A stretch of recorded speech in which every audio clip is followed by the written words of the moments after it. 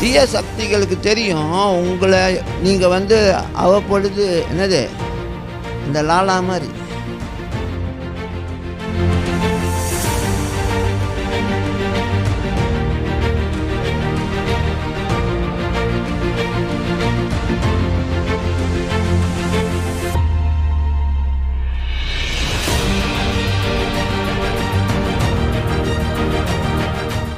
ஆனால் சில பேருக்கு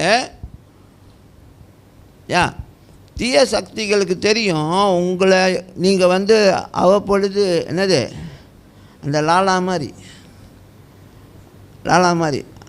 அடே எல்லாம் அலேலுயா கேங் வந்தால் alleluia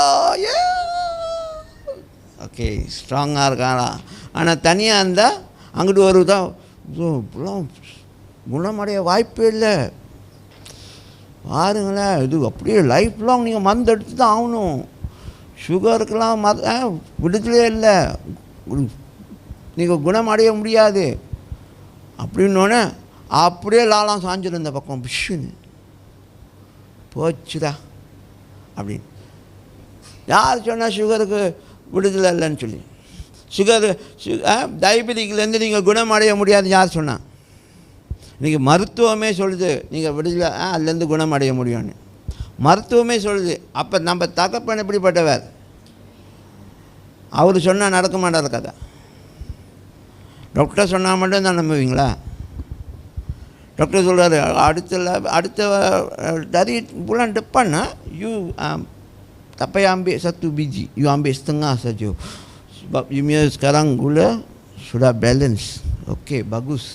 Betul lah. Ayyo, doctor சொல்லிட்டார்ல, இனிமேல் நான் பாதி தான் அதோட அது. ஆனால் ஆண்டவர் சொல்லும்பொழுது நீங்கள் எவ்வளோ தூரம் அதை நம்புறீங்க? நான் உன்னை குணப்படுத்துகிற தேவன் சொல்லும்பொழுது நீங்கள் எவ்வளோ தூரம் அதை நம்புறீங்க?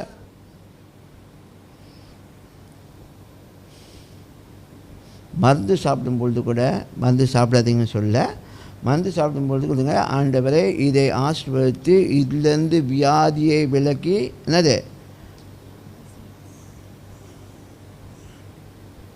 என் ஆயுசு நாட்களை பூர்ணப்படுத்துங்க. ஏன்னா இன்றைக்கி மருந்து கூட உங்களுக்கு சைட் எஃபெக்ட் கொடுக்கும். சில இனிப்பு நீர் மருந்து நீங்கள் கூட எடுத்திங்கன்னா கிட்னியெல்லாம் பாதிக்குன்றாங்க. ஸோ அப்போ அதை சாப்பிடும்பொழுது கூட நீங்கள் அறிக்கை செஞ்சு சாப்பிடுங்க. சாப்பாடுக்கு மட்டும் இல்லை, அது பார்த்தோன்னா ஸோ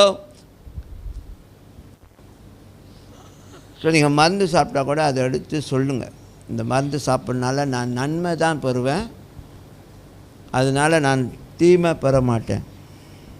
ஆமென்.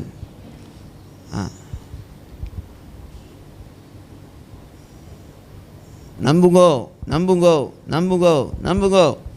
ஹலோ, நம்புவீங்களா இல்லையா? நம்புவீங்களா இல்லையா?